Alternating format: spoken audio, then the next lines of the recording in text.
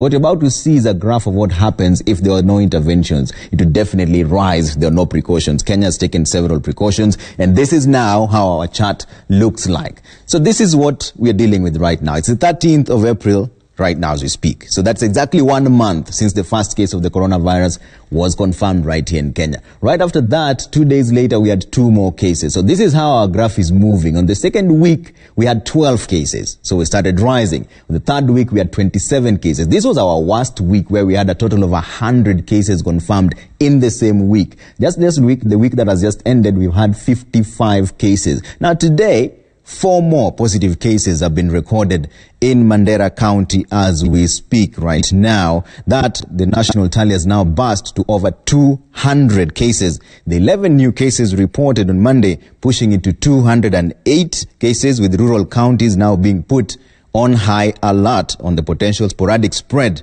of the novel coronavirus disease, as Chemutai Goin reports. 30 days after Kenya recorded its first coronavirus case, the number surpassed the 200 mark. 11 new infections pushing the national tally to 208.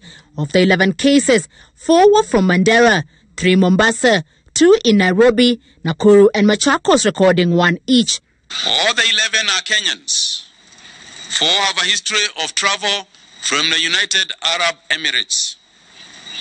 6 are male, while 5 are female, aged between 1 year and 42 years. In what the government attributed to Easter's good tidings, 15 more people got a clean bill of health after 2 rounds of testing, bringing the total number of those discharged after recovery to 40. Sadly, 1 death was reported in Nairobi. As of today, we have 142 cases admitted in various hospitals all the way from the coast to the northern part of Kenya. And out of these, 140 are in very stable condition. 2 are in critical condition under ventilatory support. And of these 2, 1 is also on dialysis. Nairobi still remains the epicenter, but statistics now shows the emergence of new hotspots in the rural counties, raising fears of a local transmission. The county emergency response teams now challenged to enforce the laid out measures, including social distancing and ban on gatherings, with a subtle call for the limiting of inter-county movements to contain the spread of the virus. Rural counties are still thinking this is foreign matter that has come to Nairobi and is still far from us. The behavior in rural counties is still very worrying. And therefore, and now the disease is slowly moving in that direction. The steps that have been taken by the government have had some impact.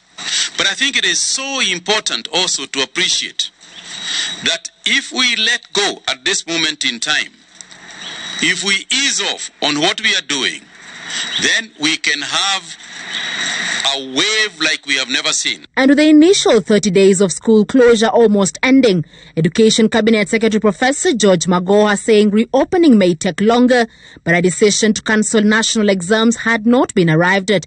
We are not going to risk the lives of our children because dead people do not take exams. So the parents should should remain calm. We have still not reached a stage where we are saying we are going to postpone this, we are going to do this. Don't put words into our own mouth. The government insisting, however, that learning will go on the digital platforms. I know we had discussions. The president launched the balloons. Hopefully those will come in time.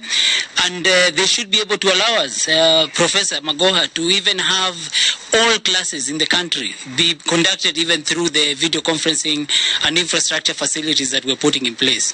But for the moment, all schools will remain shut. With the country surpassing the 200 mark exactly a month since the first positive case was confirmed in the country, the whole country is literally on high alert. Meanwhile, the government is intensifying contact tracing to ensure anyone who may have contracted the virus from a positive person receives treatment. Chemutai Goin, Citizen TV, Nairobi.